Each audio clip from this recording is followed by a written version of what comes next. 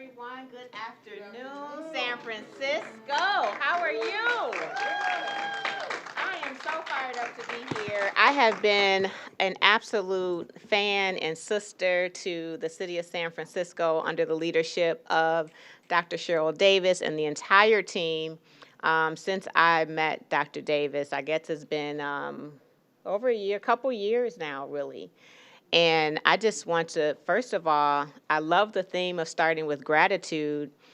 Start with gratitude for just even being in this space with you, being able to be in this space with you, and being partners with such a rich city in the work of racial redress, Black empowerment, Black liberation, and so on. So happy to be here. My name is Ruth Simmons. I am the founder and executive director of First Repair. While a city councilwoman in Evanston, I led our city in passing the nation's first funded reparations initiative that is funded with tax revenue. And so I'm actually going to start, yes, thank you. Very, very proud of our city, but also committed to doing so much more, because as important as that step is, relative to the harm, it's insufficient, so the work continues. So I wanted to open a little bit differently than I usually do with a video. Since we have a short amount of time, I wanted to open with this 2-minute trailer that shows snippets of the milestones and also the challenges of doing reparations work and how complex it is and also how historic it is. So I'm going to start with that video, and then we're going to get into the work. So let me make sure I have this right.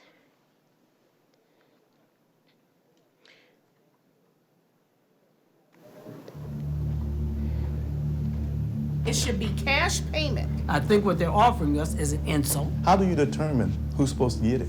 Yeah, I don't think reparations for something that happened 150 years ago is a good idea. HR 40 is we're pushing very hard. There's been a lot of debate and discussion about the bill. This is a proposal for reparations for the institution of slavery. Yes. The institution of slavery has never gone away. Convict leasing, The oppression of voting.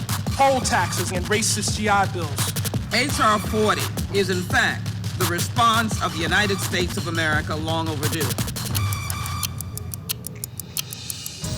I get this call from a dear friend. He said, man, you know, we got a bad sister in Evanston, and she's pushing the reparations question strong. Redress for the Black community, for the nation. And so it was Alderman Simmons. You have become the visible face and the driving force of the Evanston Reparation Initiative. Some mornings I wake up and I feel like, wow, I'm a part of history. This is special. And then it's intimidating at the same time, because what if you don't get it right? The greatest hurdle is the political will to make it happen. And Alderman Simmons made it happen, gathering a lot of evidence, specifically implicating actions of the city. This program, as it is incomplete. I don't know why they would be given more status than any other group of people. People have been extremely nasty to me. You don't give them money and then tell them what they can do with it. You cannot pay my grandfather back. He's dead. Give us what we're due. I don't think it's gonna go too far, or anywhere. I'm still not prepared to join an insurrection. I just want you to understand who we are. We in Evanston are leading the way to heal a nation. We don't want a piece of freedom. We want the whole package, and that's reparations.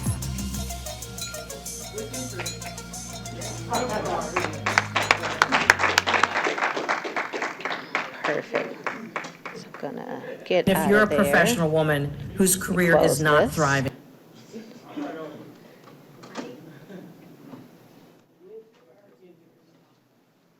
Perfect. So you can see the work is complicated, right? And our harm is so deep and heavy. It's hard to feel satisfied. And how will we be satisfied? But today I'm going to talk to, I'm going to speak from the perspective of being a stakeholder. Who here is a San Francisco stakeholder? Stakeholder. Stakeholder. You are Black. You are from this city. You want reparations. You want repair. You want empowerment. You want liberation. You are standing on that. So doesn't mean you have any particular title anywhere or any institution. Now, some of you may also have a title. Are there institutional leaders here as well? So there's some overlap, which is great. So that's what you and I have in common. And so I came to this work as a Evanston Stakeholder, the historically Black community in Evanston, but I was an elected official at the time. And I came to be an elected official because I was a stakeholder, and I saw that we were not being included. We were not enjoying the same livability as everybody else in town. We did not have access to anything that we needed that was being celebrated, and that led me into pursuing elected office. Did that and saw that all of these conditions we have are policy conditions and that we can change them with legislation. And as home rule municipalities, we have the authority to do so.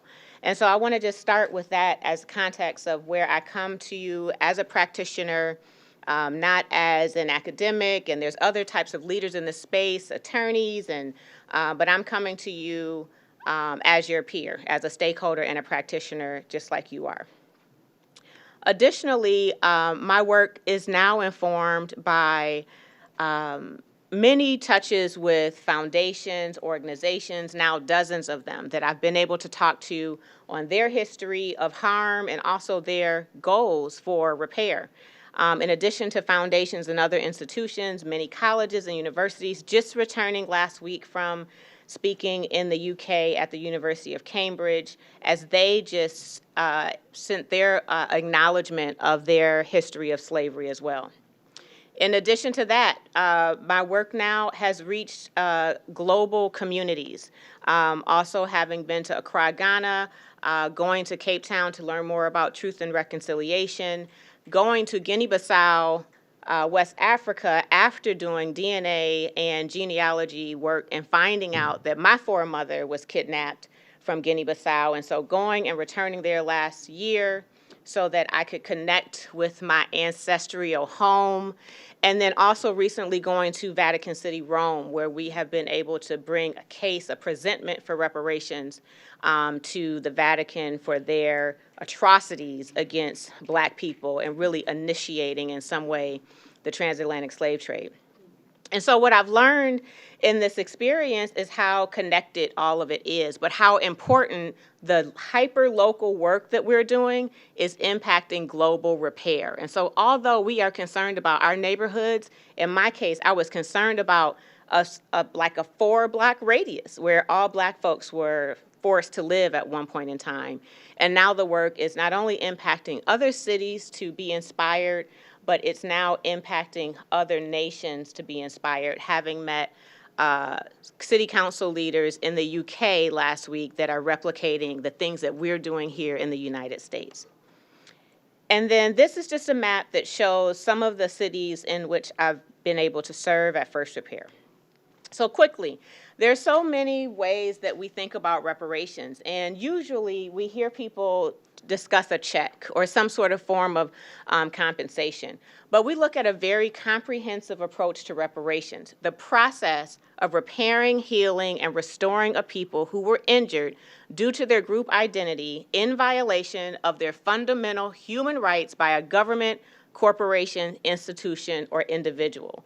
And that definition is in COBRA's definition, which is the oldest 35-year-old organization that has been fighting for reparations. We're also looking at all forms of reparations. And so although there is a very active group for cash payments, when we go into every city, and when I say we, I'm speaking about my colleagues at Redress Network, every city we go in, the prescription for reparations from Black community is broad. Black folks want full repair. Black folks want a remedy, a portfolio of remedies that include cash, but also include access to education and health and housing and business and wellness and so on. And so we embrace the forms of reparations that are in this slide, and I would be happy to share this slide with anyone that's interested. And then additionally, we're looking at all institutions. So although the city of San Francisco is responsible to repair its harms in the Black community, so are the universities in town, the healthcare system, the public school systems, foundations, businesses, possibly some independent families in town have harmed Black community here in San Francisco. I don't know the full history, but I'm telling you the story is the same in every city that we have been in. And so we are holding institutions accountable in the space that we're in. And so in my case, I was an elected official. I knew that I had to do whatever I could do to the fullest authority of my role as a city councilwoman in a home rule municipality to bring repair. And so cities across the United States now are looking at local reparations. And before, we were all really fighting for H.R. 40. It was introduced in 1989, has been ceremonially reintroduced every Congress since 1989. Historically, it passed out of committee for the first time last year.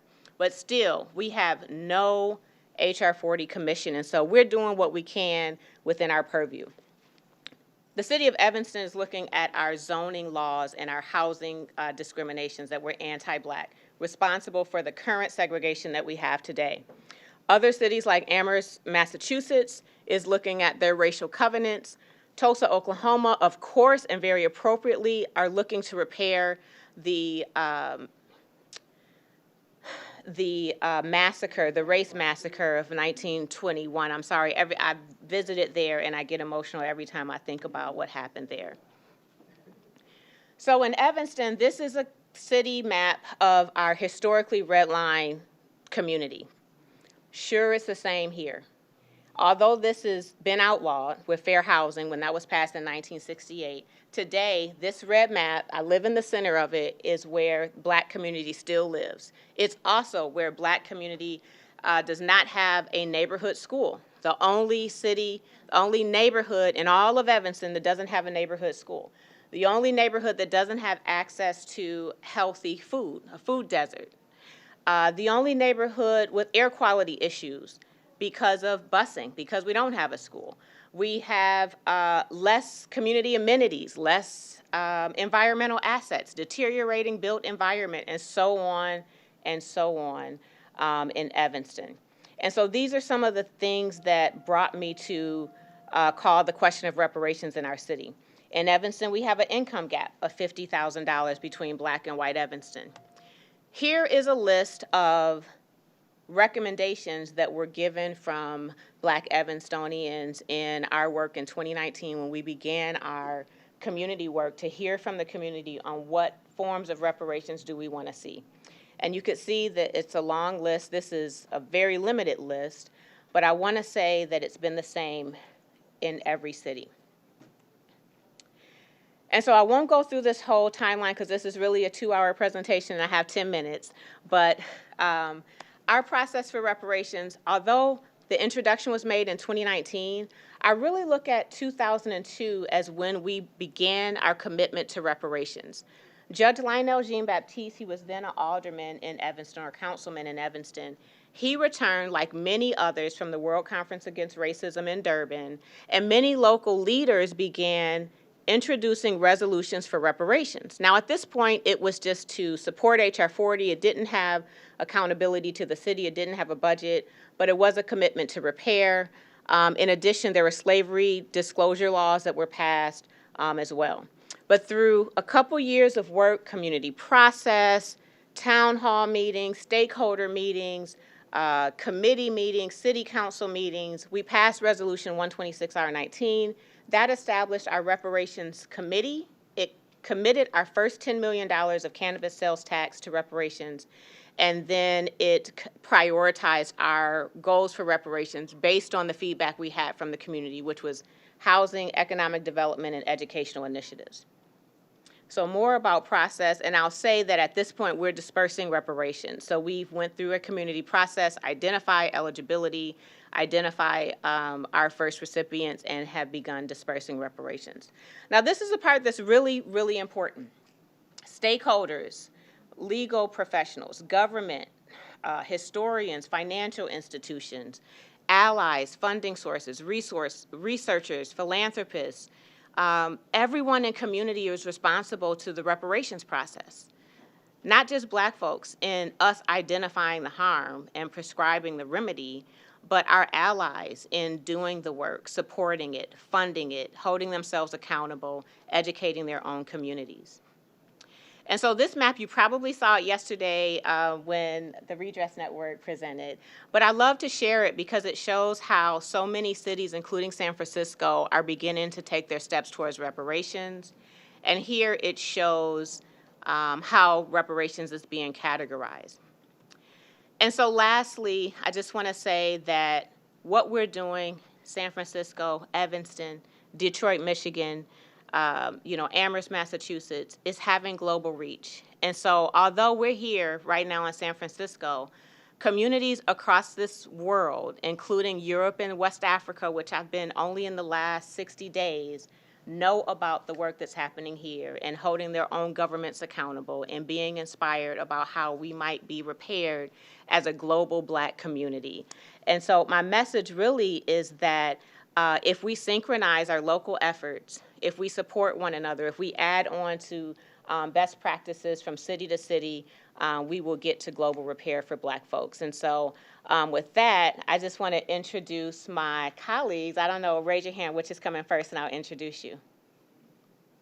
Actually, you want to open it up for questions for you first? Oh, okay. Everybody saw us yesterday. Oh. But I think maybe, yeah.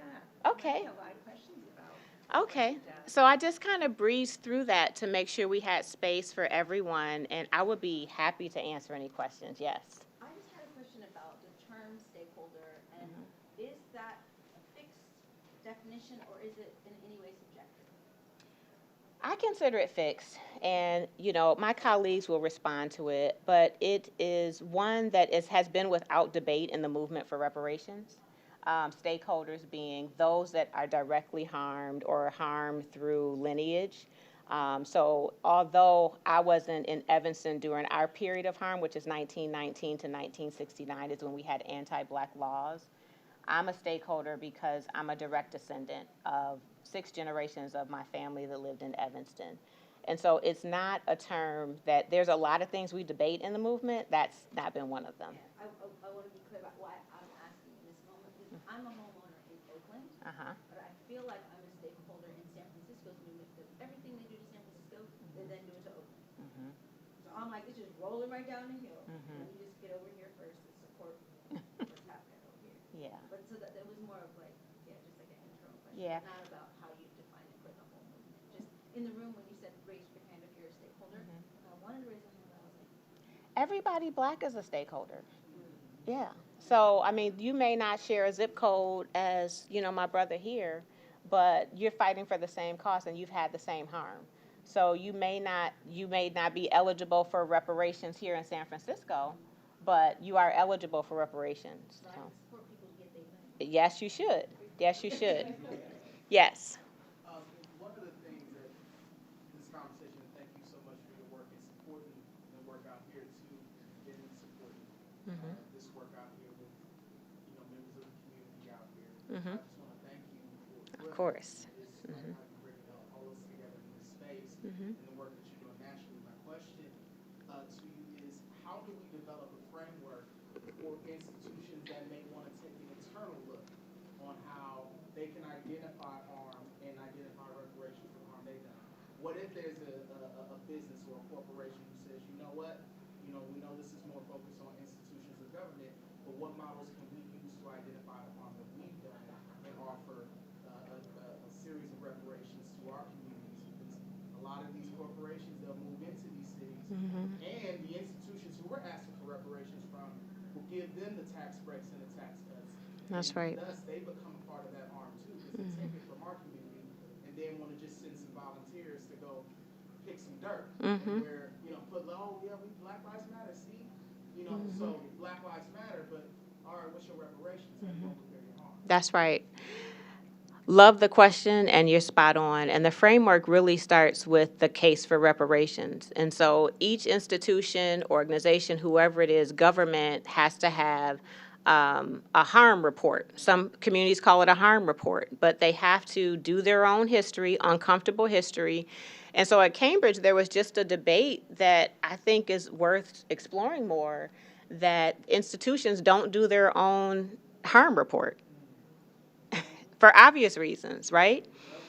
But what's been happening now is you have to start with a case specific to that institution. So you can't satisfy the goals of H.R. 40, which are slavery reparations and the transatlantic slave trade, but you can do what's happened in San Francisco. And so once you establish that, whether the institution does it or someone else, in our case, we had a local historian, Dino Robinson, who's been archiving Black history for about 25 years. And so that accelerated our process in getting our report. From the report, we uncovered that there were zoning and housing laws that were anti-Black, and some cases were so extreme that Black family homes were physically picked up and moved to a less valuable part of town because they didn't want us to have access to our lakefront and the value of that. And so once we had that, we were able to identify a harm and then narrowly tailor remedies in direct correlation to that harm. And so that's how we came up with housing as a first priority. But we're still working to uncover more. And unfortunately, we know there's not going to be any shortage of harms. So you guys got an internal historian? A community historian. Yeah. So my first request went to our clerk's office, and I got a very surface kind of general, no specificity that allowed me to take it to a redress network and do something. But the historian gave us the real. Yes. Can I piggyback on this briefly? Because this is a really important question, and it's something that we observed. So we piloted a coalition in Virginia. And basically the coalition is, okay. Can you hear me? Okay. Basically the coalition is a coalition of Black-led individuals and or organizations that are working on reparations or redress at the local level. And then alliances who came in, and so maybe those are institutions or organizations, and then allies, so non-Black POC or white institutions. And one of the most interesting things that came out of that was actually the Virginia League of Women Voters. And so I'm going to just raise this case up because I think it's really interesting. So the first thing they did is they examined their own history of discrimination and harm. And they wrote a really comprehensive report on the role that the Virginia League of Women Voters played in continuing oppression, plunder, economic genocide, right? And they developed this report, and then they educated themselves on reparations. So they would come to the coalition meetings, and they would hear about the efforts that were happening around the Commonwealth of Virginia, and talk to communities that were leading redress at the local level. And now they're in the process of developing reparations, right? So they took a really hard look at themselves. It was like, we have done a lot of harm. And not only have we acknowledged that, but we've now put it into publication that we are responsible and we have accountability, and then educated themselves on reparations, and specifically are responding to the Black-led efforts so that the reparations are being led by the Black-led organizations in the ways in which they'll input either money or resources or whatever they have. So I think that for an institution is similar to what's happened at the city, but also a way that institutions can take a real role in this space.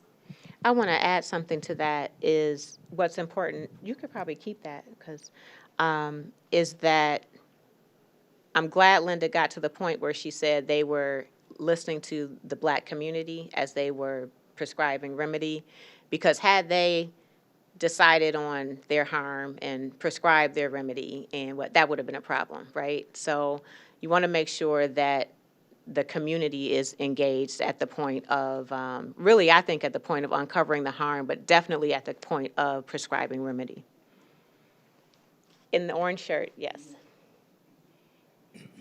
Oscar James. Mm-hmm. I have two things I want to say. One, New York and San Francisco Stock Exchange is a problem that has stopped black folks from benefiting economically. But in San Francisco, for an example, a lot of San Francisco was redlined. And the only two places that we could live is Bayview Hunters Point and also the Western Addition. Western Addition and the Barbary Close were the two basic places that black folks lived back in the 1800s and what have you. A lot of people think we came here in the 40s and what have you. We've been here since the Spanish American with Alexander Leostorff, who was black in this city. But my whole thing is this: when Willie Mays first came here to San Francisco, he tried to buy a house up in Forest Hills, and they denied him buying a home up in Forest Hills. He had to stay with Mary Shelley at that particular time.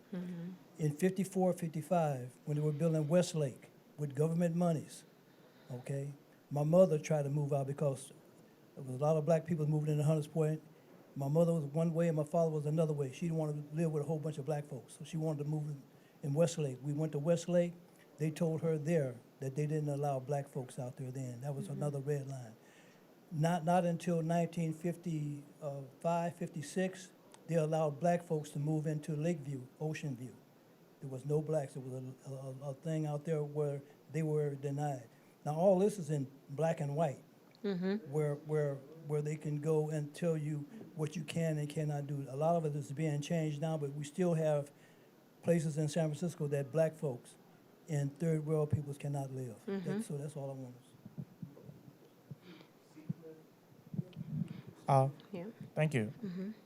Hello, my name is Hatim, and my question is about in a world where we do get reparations, how do we ensure that that's not it, that we're not forgotten, and the fact that how I feel like Native Americans are forgotten after they got reparations, and how like people would like to say that racism was over when Obama got elected, like, oh, we got reparations, oh, y'all got no more problems now, you good, we can ignore you now. So how do we build that narrative or ensure that reality, it doesn't go that line, that road where as soon as we get reparations, that's not the end all. That was timed. That's not the end all be all of of our strife and our struggle. We make sure that we get reparations, but if we see some problems, we still going after them. That's and that right. we're seeing. That's right. So two things. One, that was really scary because I never heard a plane that close. I didn't know if that's the norm around. Okay. There's a jet exhibition today. Okay. So you're going to be hearing at 3 o'clock. Okay, perfect. Right. Right. And then to the point that, brother, did you say Oscar? Yeah. And keeping our history, whether it's through oral history or, Black history, museums and archives and things, we have to keep that alive. And then I think we have to maintain our hope. I know one of the speakers earlier talked about hope. I think it was Dr. K maybe. And so once we get a milestone, we have to know we build on that milestone and that we have to continue. So like in Evanston, that milestone is fine, but we have to continue building and building and building. And so I think that part is on us, that we don't allow institutions to feel like they have accomplished something by sometimes apologies and resolutions without impact. So I think that part is on us to stay organized and united amongst ourselves. That's one thing we could all do better, is be united within our own communities so that we can keep the demand for reparations alive. I think here first before we go. You had a question? No. Oh, there was, okay. Yes, here, yes. Just for clarity, the mic is so the folks who are watching on the live stream can hear what you're asking. Okay. So there's a proverb, and the proverb says, hope deferred makes the heart sick. But when desires are met, it leads to a tree that's fruitful and full of life. And so we're going after so many things: affordable housing, education, medical, all of these things that we need, and we still have to ask the same way. What I saw yesterday when our budgeting leaders were there, and the names escape me. Yes, okay. How excited he got when Diane from 100% College Prep said 100 of my students successfully, and they did this, they did that, and I'm so glad I gave them money, and what else do you need? Our problem, too, today is we go after these things, but we're still not fighting for the root cause, and American history. American history excludes all of the contributions when you really want to talk about what we've done to make life better, easier, and more comfortable, and to advance science and technology. It's excluded from the history books. But when you add that and fight that they put this in the history books, that it goes to the corporate field, it goes to the social field and industry as well, I believe, and I know from the reaction of everything that we do that looks so successful, and the Dr. Size, Dr. Davises, and yourself, you get the yes. We need to push that they allow American history into the schools, into the narrative when we talk about how Neil Armstrong landed on the moon, but failed to say how he got to the moon and back home safely.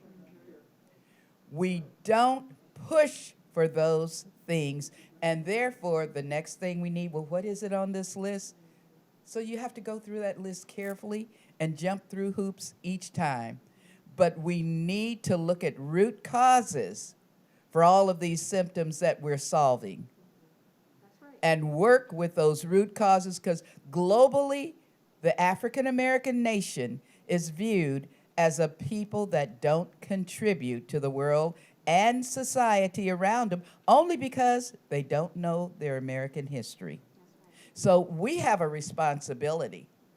We have a responsibility, and if we would think that as well as all the other wonderful things we're doing, we're going to get much further, much faster, and with less of a hardship, losing so many of us along the way. This out-migration is taking us out. Many of us won't be here too much longer. And you're going to lose history when Oscar James, myself, and others that are up there in age, when we disappear. And you need that history. You need to understand it, and we need to be able to move with what we do because of it. That's right. I hope everyone took notes on that. Yes, thank you for that. I'm going to piggyback on that right now. Yeah. I hope each and every one of you become members of the San Francisco African American Historical and Cultural Society. Yes. We are archiving our history, and I'm a board member, okay? So definitely. Can you share the website for those that are watching online? It's sfgaahcs.org, O-R-G, San Francisco African American Historical and Cultural Society. Awesome. Yeah. And we had a question right here. It's on 762 Fulton in the Western Edition. Yeah. Mm-hmm. Mm-hmm. Thank you very much. So one thing that really resonated with me in watching the film, or the clip that you showed, is the sentiment of this is, you're like honored to do this work, but also there's the burden of what if we don't get it right. And I have the immense professional privilege and honor of my entire career to be working alongside the San Francisco African American Reparations Committee and on behalf of the HRC. Applause for the committee members because they've been doing great work. We have, thank you. So I am wondering, we know that Black San Franciscans deserve billions of dollars. We know this.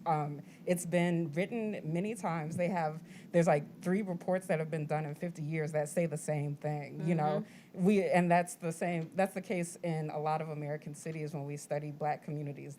We know what we owe. We've said it many times and we haven't kept the promise. And so what I'm wondering is how do we, there's this question of political will and how do we, that is sort of the elephant in the room that, you know, even though we create these documents that have these recommendations, the next step after that is to push through political will and make it actually happen. And I do have those concerns, like, and you maybe can hear it in my voice, like I want this to succeed beyond our wildest dreams, but the reality is that the political will sometimes ebbs and flows. And so I was wondering if you could speak to that and how to really push through to get what we deserve and what we're owed, or what, you know, Black San Francisco is owed without selling us short or having this, having someone say, give us something less than we deserve and say, okay, well, reparations is done. Let's move on to the next thing. So,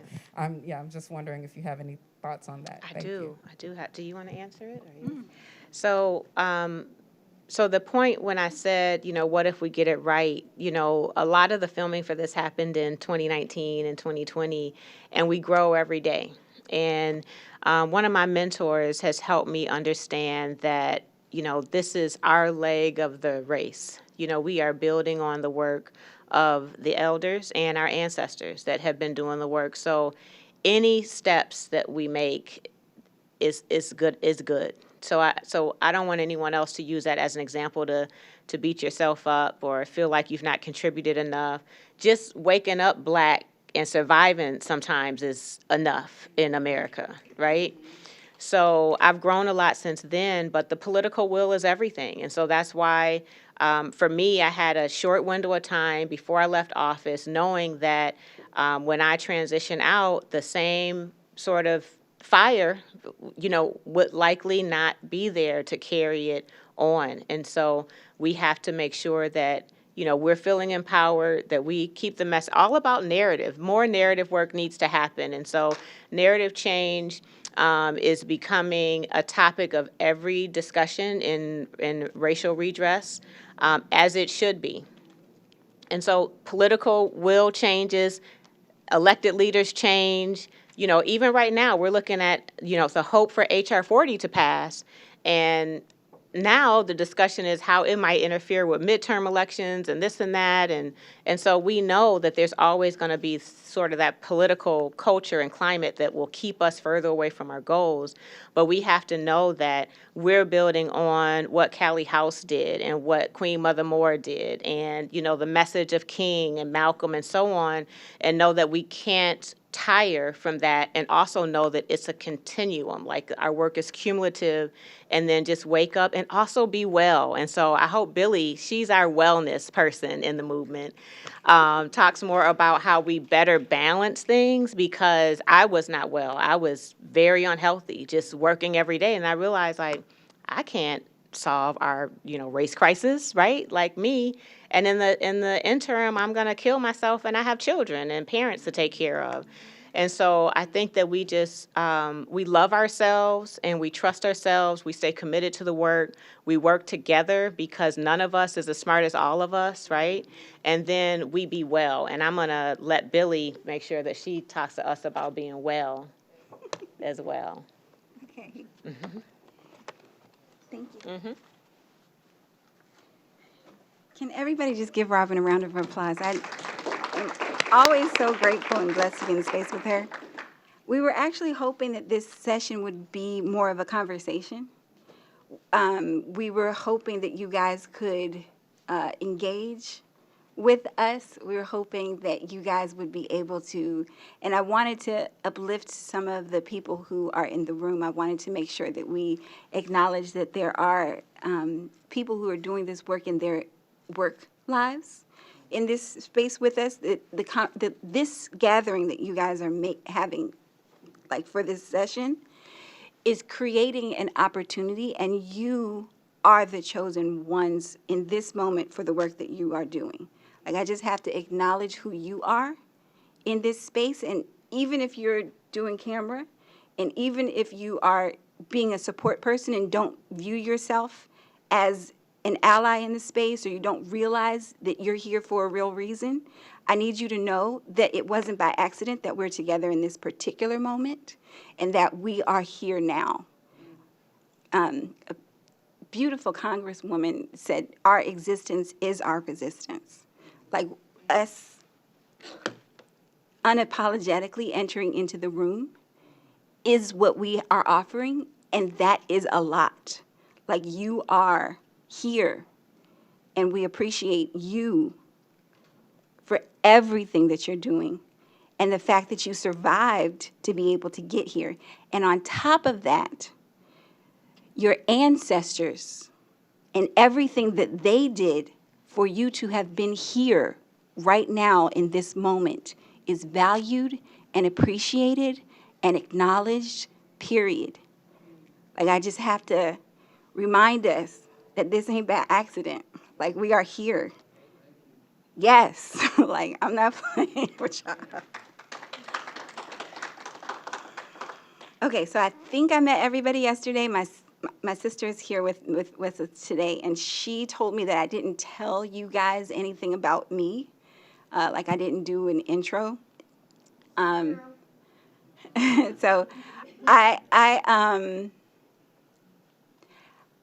am a stakeholder. I am a member of the community. I am a descendant. I was born in Africa because my parents got fed up with the United States, and they left and tried to repatriate, semi-unsuccessfully, because they came back, and I grew up in the D.C. area. But the time that my family spent in Africa shaped our worldview in ways that helped me to see something that is robbed from Black children from the time they come out of, like, come into life and look at a white doctor delivering them. Like, something happens in that space where you're institutionalized from the moment of birth. Something happens in that space when you are institutionalized in the way that you perceive growth. Like, you have to go to school to be able to validly grow and experience life. And so this conference had me shook a little bit. Like, I appreciate you guys because you raised some incredible questions yesterday. And I am more than sick and tired of having conversations about conversations. And I just need for us to recognize that the format that we are able to do things in is not really conducive to the long-term work that we're trying to do. And so because we have a 2-hour time slot together in this beautiful space when they're having an air show, then I want to remind you guys that the work that we're doing in this is a moment for us to come together and then go forward and do the work together. Like, this is not something that we're not consuming this like a television show. Like, we're here to be able to do this work together and get this work done in ourselves, in our families, in our communities, in our nation, and in the world. And that's the way that I engage the work. So I wanted to share a little bit because they said I'd have 10 minutes to talk. And so I said, well, one, I want to bring you guys into that conversation. Like, each of you, I want for us to do some things together and workshop a little bit, maybe even if we have 10 more minutes to just break up into some small groups and like have some deeper conversations. But I also wanted to take a moment and recall some of their very important points that were raised. And John, from both sides of the conversation,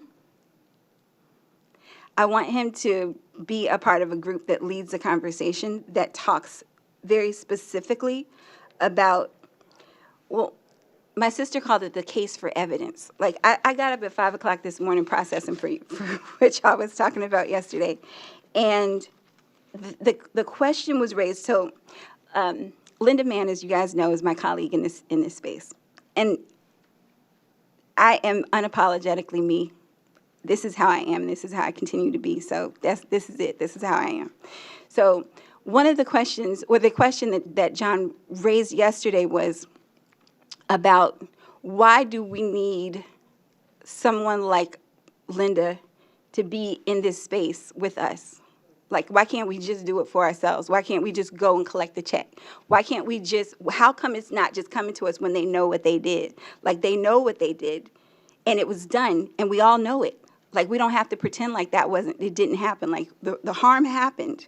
The harm happened, and it's really clear and obvious.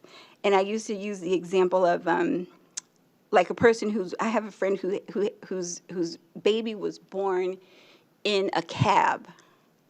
And because the baby was born in a cab, then the hospital couldn't certify the birth, but the baby was there. And the baby was, like they did the work after the baby came, but they couldn't do the paperwork to be able to get the child the documentation that they existed. And I think Black San Francisco has an issue with being denied their existence. Like, people will say, who is, like, what, Black San Francisco? That was a long time ago. Like, what are you talking about? Like, San Francisco doesn't have a reparations story because there was no slavery in San Francisco. Like, what is that? And so you guys have some incredible historians, and I think that your question was really perfect about the harm report. I am getting off on a tangent. All right. There is the harm report, and there is that piece, and that's what I asked for. I said, okay, I'm going to go to a city. I'm going to talk to the city. Where's the harm report?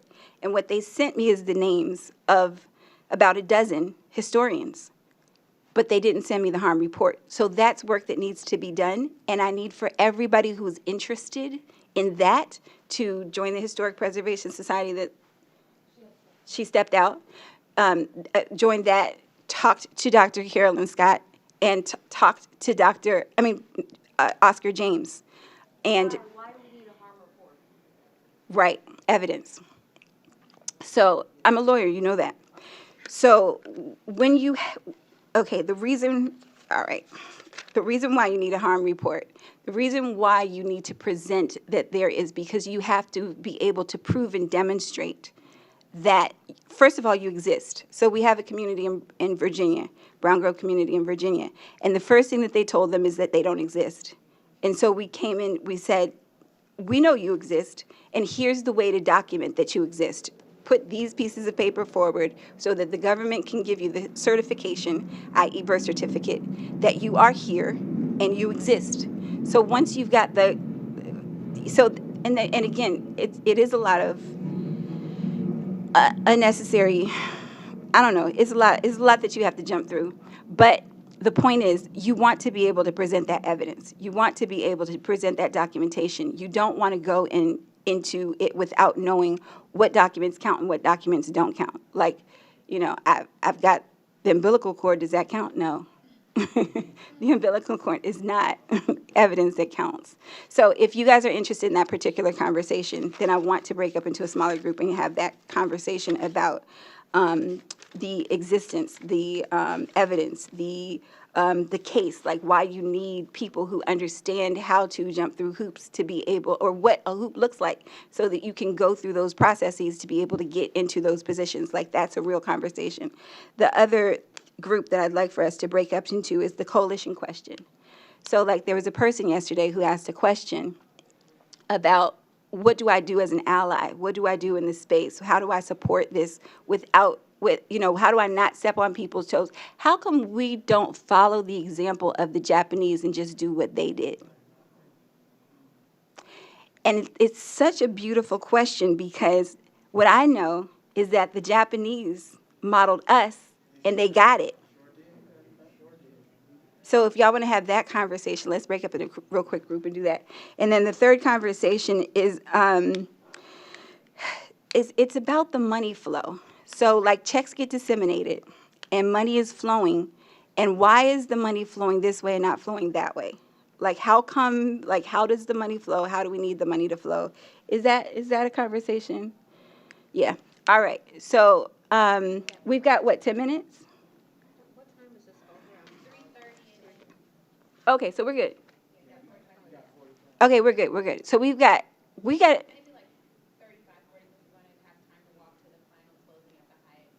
Yeah. Yeah. I want you in a conversation. This is brilliance right here. All right, so I'll just do like 5 minutes of questions real quick in a group, and then we can and if you guys want to do it a different way, we can kind of do that. But I just wanted it to be your moment, and I want you guys to get what you came to get out of this, because we didn't fly all the way out here to hear ourselves talk about what we always talk about. Like we came here to get you guys where you want to be. Does that make sense? Okay, go ahead. That was you. Oh, okay. I saw you raise your hand, and that's the reason why I wanted to answer the questions before we go into conversation. Thank you. Don't want to lose the point about rest as a form of resistance. Oh, and right, so that's right. I'm She really told me I was supposed to do hoping wellness. that we talk about that self-care Yes. piece. I asked Sister Robin this in Chicago. I want to know, because we Yes. still sick and tired of being sick and tired. Thank you, Fanny. Yes. Yes. Okay. Let me get the other questions too. Maybe that's a group. The wellness group? No, I'm going to answer the wellness question first. I'm going to talk about wellness. So anytime I do any event, and they all know this, that in the planning of that event, we have at least one person who's in the room that's concentrated on wellness. And it's a triggering topic, and it's like trauma-inducing and re-traumatizing.